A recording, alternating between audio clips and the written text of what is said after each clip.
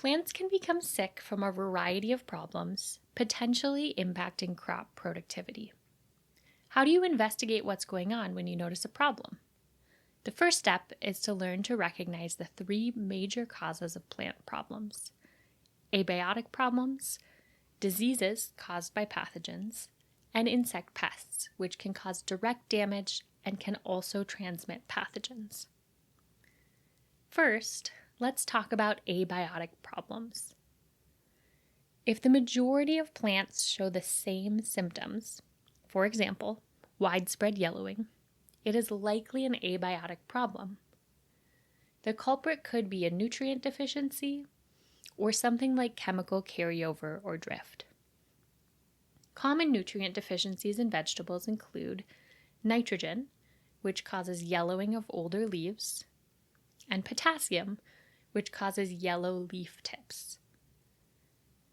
Chemical drift can look like bleach spots on leaves or wrinkling of leaf tissues. Some insect or pathogen-related problems may look widespread if they are found late in the season. So make sure you are scouting early and often to detect problems when they first emerge. Next, let's talk about diseases. If the symptoms appear to be scattered, for example, hot spots that worsen in time or space, a pathogen or an insect may be involved. There are four main types of pathogens in plants: fungi, which cause wilting, blight, leaf spots, root rots, and fruit rots. If you look closely, you may be able to see fuzzy structures on the plant. These structures can help you identify the specific fungus causing the problem. Bacteria cause spots on leaves, wilting, and browning of leaf and stem tissues. Bacteria can only be seen in the field when present in large quantities. For example, bacteria can ooze out when splitting vascular tissue. Viruses tend to be transmitted by insects.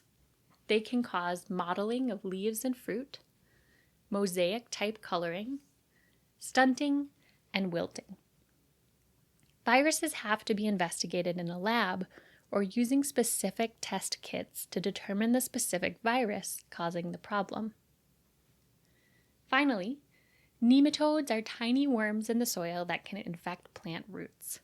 They cause stunting and deformed roots, and while they are too small to see, you may see galls in the roots as a result of infestation. Finally, let's talk about insects. Common symptoms of insect damage include holes, window painting, missing areas of leaf edges, and stem clipping from chewing insects such as caterpillars, beetles, and fly maggots. Tunnels and galleries between the top and bottom leaf surfaces from leaf mining fly maggots, and wilting from stem boring caterpillars. Constricting tissue, speckled, and wilting from sucking insects such as aphids, stink bugs, and plant bugs. And tarnishing, silvering, and stippling of leaves and fruit tissue from spider mites and thrips.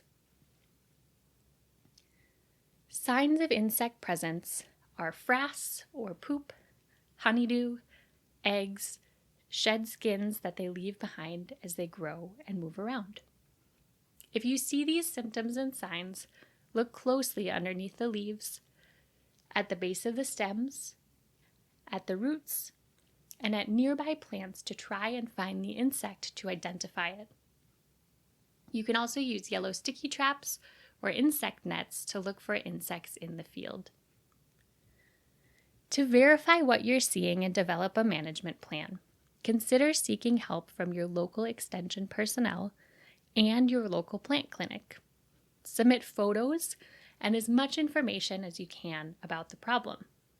Your local extension educator may suggest sending your sample to a diagnostic clinic. A proper diagnosis is critical before you react. Knowing what is causing a problem will help you decide on a management strategy that will be effective.